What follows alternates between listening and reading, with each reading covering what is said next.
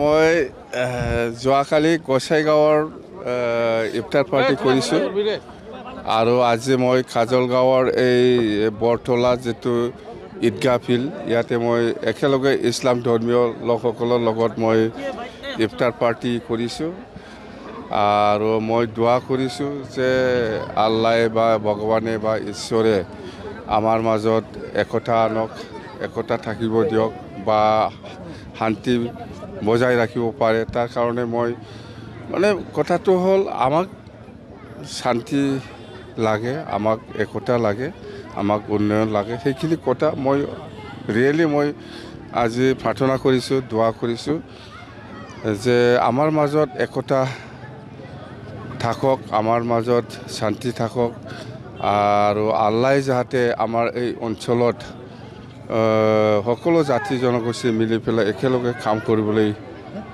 সুবিধা দিয়ক। তাৰ কাৰণে মই দোৱা কৰিছোঁ। UPPL কি কাম কৰিছে? ডিফেন্স বৰ্ডে কি কাম কৰিছে? সি কাম কৰিছে এছেম্বলি ভাঙাটোহে কাম কৰিছে। ইয়াৰ বাদে কি কাম কৰিছে? আমিতো ৰাইজৰ কাৰণে কাম কৰি আছে। ডিফেন্স বৰ্ড কি কাম কৰিছে? এপচু প্ৰেচিডেণ্ট থাকিবলৈ এই আমাৰ এছেম্বলিটো ভাঙাটোহে কাম কৰিছে। আৰু ডিফেন্স বৰ্ড হ'ল আমাৰ বড়ো জাতীয় আমাৰ বড়ো সমাজৰ বড়ো জাতীয় ছাত্ৰ সংগঠনৰ নেতা হয় সি যদি কাম কৰে বড়ো জাতিৰ কাৰণেই কাম কৰিব। কোনোবা মুছলিম, কোনোবা অসমীয়া,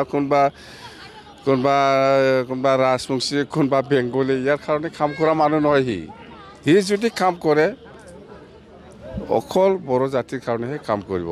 আমি হ'ল চব জাতি জনগোষ্ঠীৰ কাৰণে, বড়ো হওক, মুছলিম হওক বা বঙালী হওক বা ৰাজবংশী হওক, সকলো জাতি জনগোষ্ঠীক লৈ পেলাই আমি BPF দল গঠন কৰিছোঁ আৰু সকলো জাতি জনগোষ্ঠীৰ কাৰণে আমি কাম কৰোঁ। ডিফেন্স বৰ্ড কাম কৰিছে যোৱা এপচু প্ৰেচিডেণ্ট থকা সময়ত সি বেলেগ একো কাম কৰা নাই। এই আমাৰ BTC এছেম্বলি ভাঙাই দিছে, সেইটোৱে কাম কৰিছে, বেলেগ একো কাম কৰা নাই। আৰে ডিফেন্স বৰ্ডতকৈ আৰু কোনোবা ডাঙৰ নেতা আছে নেকি এপচুৰ? আহকচোন কি ডিফেন্স বৰ্ড ইয়াতকৈ আৰু ডাঙৰ নেতা আছে না নাই? আহক। হয়, নিৰ্বাচন যেনিবা এই এপ্ৰিল মাহত 23 তাৰিখত লাষ্ট নমিনেশ্যনৰ কথা দেখিছোঁ আৰু 24 তাৰিখ উইথড্ৰল, 24 তাৰিখ স্ক্ৰুটিনি আৰু 26টো লাষ্ট উইথড্ৰল। আৰু নিৰ্বাচনটো হ'ব 9 এপ্ৰিলত, ফলাফল হ'ব 4 তাৰিখ মে'। তো যিহেতু কোড অফ কণ্ডাক্ট আজিৰ পৰাই লাগিছে বুলি আমি ক'ব পাৰোঁ আৰু আমি ইলেকশ্যন যিটো কোড অফ কণ্ডাক্ট সেইটো মানি পেলাই আমি চলিম আৰু আমাৰ যথেষ্ট প্ৰিপাৰেশ্যন খুব ভাল। সকলো 15টা সমষ্টিত মুঠতে আমি NDA হিচাপে আমি 15জন MLA পঠোৱাটো আমাৰ দায়িত্ব আৰু BPFে আজিও কাজলগাঁও BPF অফিচত সকলো কৰ্মীসকলক লৈ পেলাই আমি এটা কৰ্মীয় সভা পাতিছোঁ, গোসাইগাঁৱতো পাতিছোঁ। মুঠতে আমাৰ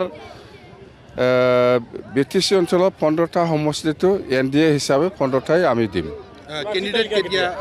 কেণ্ডিডেট আচলতে সময় আছে যেনিবা 23 এপ্ৰিলত লাষ্ট নমিনেশ্যন স্ক্ৰুটিনিটো। মুঠতে 23ত আগত আমি কেণ্ডিডেটবিলাক ফাইনেল কৰিম। মুঠতে আজিহে 15 তাৰিখ, 3-4 দিনৰ ভিতৰত আমি কেণ্ডিডেট ডিক্লেয়াৰ দিব পাৰিব কিছুমান সমষ্টিত, আৰু কিছু সমষ্টিটো হয়তো আৰু 2-1 দিন আৰু লেট হ'ব পাৰে। মুঠতে সময় পাইছে আমি আজিহে 15 তাৰিখ, 23 তাৰিখ যিটো লাষ্ট নমিনেশ্যন সময় আছে আমাৰ। UPPL অকলে নিৰ্বাচন খেলাটো UPPLৰ সিদ্ধান্ত, কিন্তু ইহঁতে NDAত আছে। মই যিমান দূৰ জানো NDA হিচাপে আছে। ইহঁতে NDA থাকি পেলাই যদি অকলে নিৰ্বাচন খেলিব বুলি কৈছে ইহঁতৰ কথা, মই ইয়াৰ ওপৰত একো ক'বলৈ নাযাওঁ। মুঠতে আমি NDA হিচাপে 15টা MLAটো পঠোৱাটো আমাৰ দায়িত্ব, আমি এই হিচাপত কাম কৰিম।